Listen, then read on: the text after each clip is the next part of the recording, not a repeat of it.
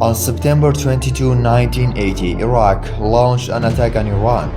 The Iraqi forces planned to occupy large areas of western Iran, 2 hours after the first Iraqi airstrike, which involved 120 fighter jets and was coordinated with the ground assault.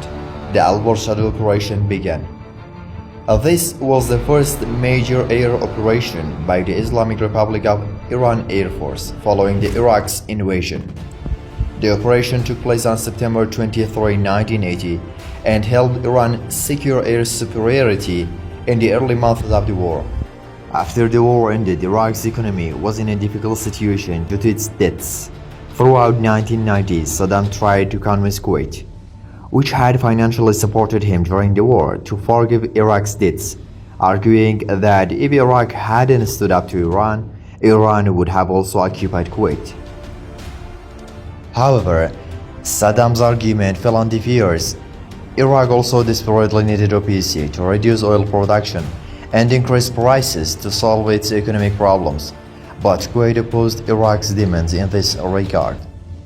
Saddam then accused Kuwait of stealing Iraq's oil using slant drilling technology. Saddam viewed these actions as hostile behavior and on July 2, 1990 attacked Kuwait with 100,000 Iraqi soldiers. The occupation eventually ended on February 1991, after about 6 months, when the US-led coalition of 34 countries, including Arab nations, was formed. Iraq faced 13 years of sanctions and was forced to pay reparations to Kuwait. In the early days of the Iraqi army's invasion of Iran, around 30,000 square kilometers of Iranian territory were occupied by Iraqi forces. During the first 2 days of the attack, the Iraqi forces didn't encounter any Iranian military units the size of the brigade. At that time, Iran only had 2 divisions of armed forces and 2 motorized infantry divisions in the western part of the country, and all of them were positioned far from the borders. During these days, various units of the Iranian ground forces were delayed in reaching the southern front due to disarray.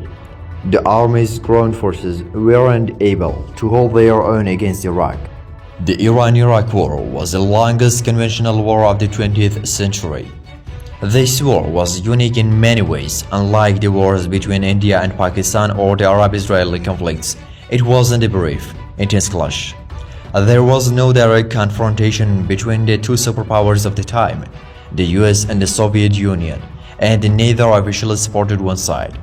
Unlike World War II, the military conflict was confined to a specific region of the world.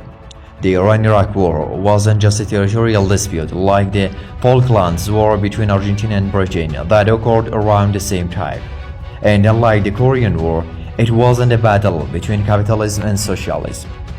At the end of this 8-year human tragedy between Iran and Iraq, there were no major changes in the makeup of the 2 countries.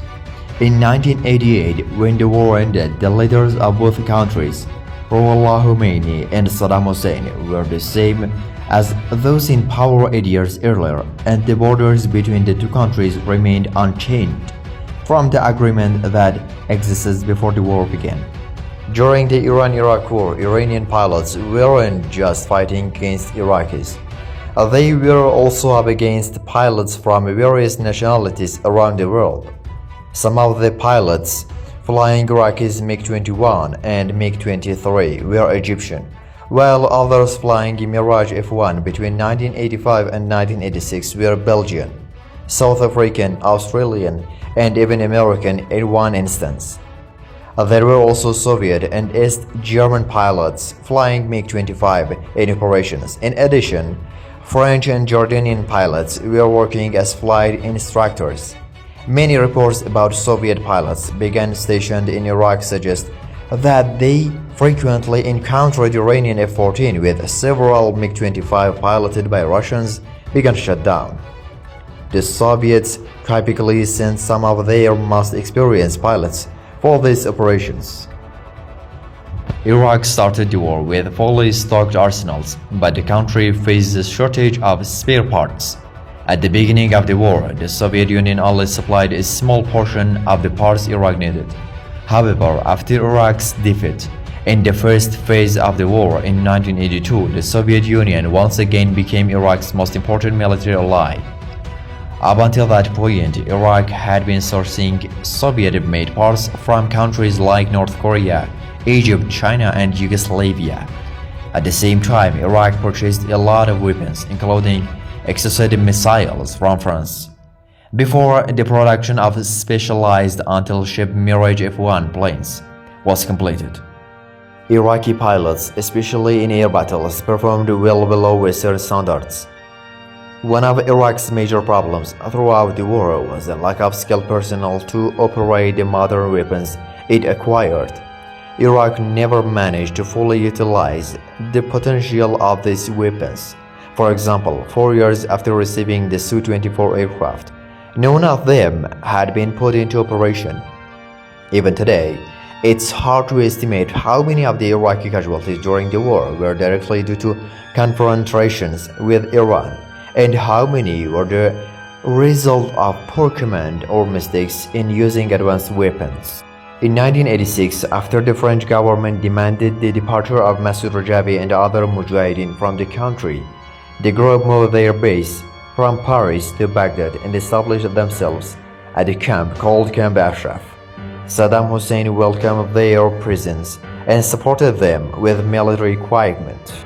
During the Iraq-Iran War after 1986, the Mujahideen became part of Iraq's forces supporting Iraq in the war against Iran.